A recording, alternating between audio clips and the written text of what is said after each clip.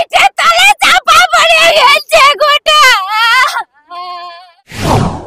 মাটি বোঝাই ট্রাক্টরের ধাক্কায় মর্মান্তিক মৃত্যু হলো এক ব্যক্তির। মাটি বোঝাই ট্রাক্টর বাড়ির মধ্যে ঢুকে গিয়ে এক ব্যক্তিকে পিষে দিল।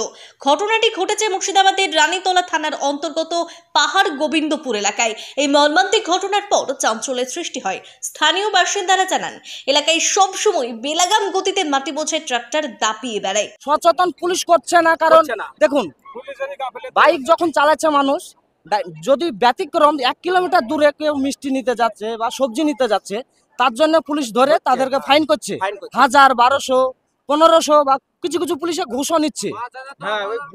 ঘুষটা নিচ্ছে, কিন্তু এই যে নাবালক ড্রাইভারে ট্রাক্টর চালাচ্ছে, এর জন্য কিন্তু পুলিশ কিছু বলছে না। তেমনি সোমবার সকালে সরাসরি ধাক্কা মারে একটি বাড়িতে, আর সেই বাড়ির সামনে দাঁড়িয়েছিল বাড়ির মালিক ইসরাইল শেখ। মাটি বোঝাই ট্রাক্টরটি সরাসরি তাকে পিষে দিয়ে বাড়ির মধ্যে হুড়মুড়িয়ে ঢুকে পড়ে, সেখানে তার মৃত্যু হয়। ঘটনার বিকট আওয়াজ শুনতে পেয়ে স্থানীয় বাসিন্দারা ছুটে এসে তড়িঘড়ি ইসরাইল শেখকে উদ্ধার করে হাসপাতালে নিয়ে যায়। ইসরাইল শেখের মৃতদেহ উদ্ধার করে লালবাগ হাসপাতালে নিয়ে যায়। সেখানে কর্তব্যরত চিকিৎসক ময়নাতদন্ত প্রক্রিয়া শুরু করেছে। ঘটনার 2 ঘন্টা পর ঘটনাস্থলে পৌঁছয় রানীতলা থানার পুলিশ। মৃতের পরিবারের লোকজন পুলিশের ওপর আঙুল তুলেছে। তাদের অভিযোগ, নাবালক চালক দিয়ে ট্রাক্টর চালানোর কারণে ইসরাইল শেখের মর্মান্তিক মৃত্যু হয়। তাই পুলিশের কাছে দাবি, নাবালক অবস্থায় কোনো চালক যেন যানবাহন থেকে শুরু করে ট্রাক্টর বা বাইক না চালায়। অন্যদিকে ইসরাইল শেখের মৃত্যুতে গোটা এলাকায় শোকের ছায়া নেমে এসেছে।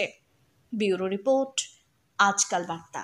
দিয়ে কি করে যে ঢুকে দিল, গোটা ঢুকে গেল ট্রাক্টরে, চাকা মাকার তলে ঢুকে নিয়ে চলে গেল।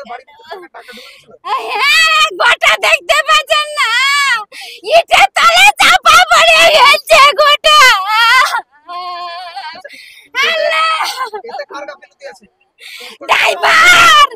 ড্রাইভার বদমাশি করে ঢুকে দিল গো। আল্লাহ,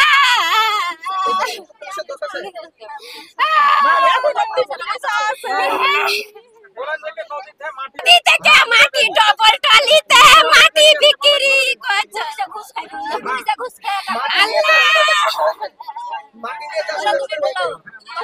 এরকম করে ঢুকে দিয়ে গোটা চলে আলো। মোটরসাইকেল বাহির করছিল, আমার মেশিন সেলাই মেশিন আছে, ওখানে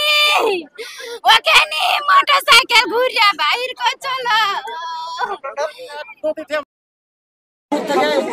এখান থেকে মাটি কেটে নিয়ে আসছিল, আর প্রচুর গতিবেগে গাড়ি, নাবালক ড্রাইভার। ম্যাক্সিমাম ট্রাক্টরের পিকআপ অনুযায়ী 40 গতিবেগে চলছে। 40-50 ট্রাক্টরের পিকআপ যদি 40-50 চলে, আর এই জায়গাতে কোনো গাড়ি নেই, কিচ্ছু নেই, একটা ছাগল মাত্র সাইড দিয়ে যাচ্ছিল। ওই কারণে সিঙ্গেল ব্রেক মারুক বা সরাসরি ডাইরেক্ট মারুক, এটা তো আর আমরা দেখিনি। আমরা পরবর্তীতে আসছি, আসে দেখলাম দেখি এরকম ভাবে মেরে উনি ঘরের ভিতরে ছিল বা বাইরে ছিল, এটাও দেখিনি। এসে একবার সরাসরি দেখতে পাচ্ছি দেখি গাড়িটা বাড়ির ভিতরে প্রায় 10 ফুট ভিতরে চলে গেছে। হ্যাঁ, এদের উদ্দেশ্য একটা, যে কোনো ফাইসলা করতে হবে, বা ড্রাইভারি লাইসেন্স বা 20-22 বছর না হলে গাড়ি চালাতে দেওয়া হবে না।